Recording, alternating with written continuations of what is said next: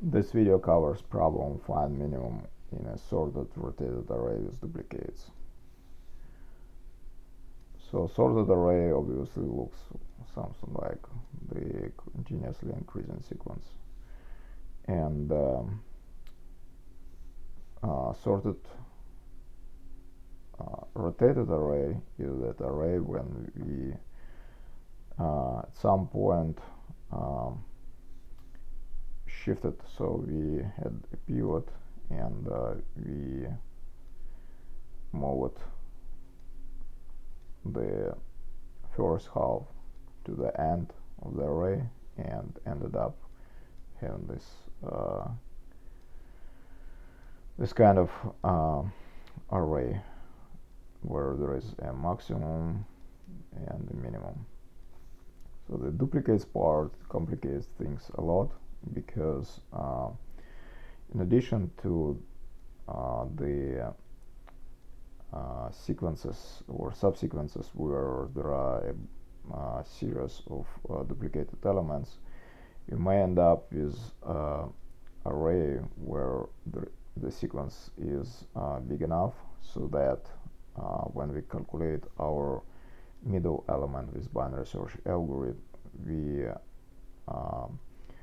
drop in somewhere in the middle, and basically we have lower and left and right indices each are equal, and our middle element is also equal to left and right, and from that there is no information where to go next. So the idea is in such cases actually just to move one step from right to shrink the search space.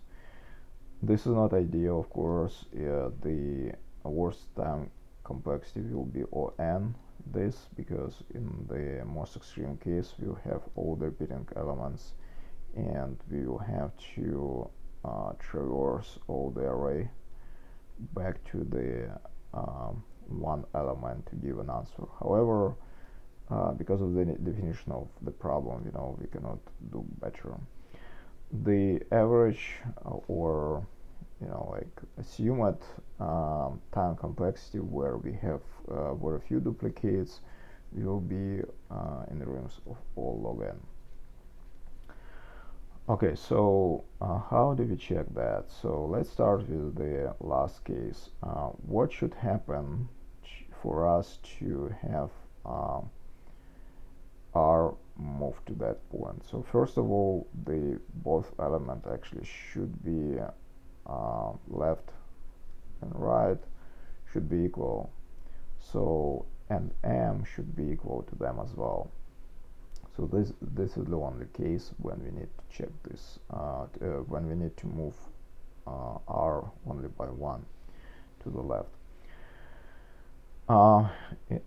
Second difference from the traditional binary search is that we check not only middle element for maximum or minimum, but we also check the final element, because let's consider the situation where R is pointing right here, and we check that M's element is equal to left, M's element is equal to right, and it just happened that so we decided to shrink it by our algorithm by one. So let's consider the first case, this guy. So in that case, the R from being equal moves here, and during the next check, the M, because we don't check the corner cases, we move M just one step closer right here. So in that case, we'll never find the maximum or minimum, because we'll just skip it. by moving the R. Okay, so this additional check, it is constitutes the first check in our algorithm right here, where we check that, of course we need to do a sanity check, check that R minus 1 is greater or equal than 0, and then we check if, in this case, if the previous element R is R minus 1 is greater than R, then we found our answer. This is maximum in the and then of course we do a couple of checks, like regular checks. We take our m's element, m minus 1 and m plus 1. We check that if m minus 1 is greater than m, that means we are that means m is right here and m minus 1 is right here. So this is situation, and in this case we of course need to return m minus 1. So in the case where the m is greater than m plus 1, we are in a situation where this guy is actually m and the next element is m plus 1. So in that case m will be our maximum. Okay, so by the definition of the problem we need to find the minimum, and the minimum is the next element after the maximum in the rotated array. If the maximum is the last element, then the minimum is the first element. So it's if the maximum at the end and is equal to len nums -1, then the minimum element will be the first element. And so this is those are our checks for that. So we find the maximum element and we check that do we have actually the next element. If we do have the next element, we return the value of it. If we don't have the next element, that means we need to return the first element. Okay, so what about the other checks in our binary search? There are two of them. One is we need to check that so this is our sort array. So if when we have the we calculated m, we need to check where we are in the kind of in the array. So if we are here, that means by definition if we are between maximum and the first element, that means it should be greater than the first element. It should be like strictly greater.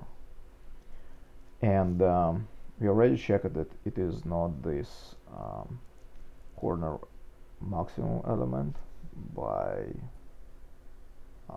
that check. So we already know that. We also know that it is not minimum by the check.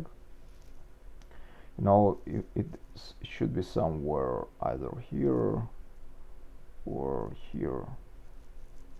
So first we check that it is greater than the first element. That means our middle here. In that case, what we need to do is to move left pointer just after m right here. So in the case, and this is how we do it. So in the case where minimum is less than the first element, strictly less, that means we are somewhere here. So it is not minimum for sure because we already checked, and because we know that our M element is between this and this, what we need to do is to move R just before the M, current M, and this is our how we did.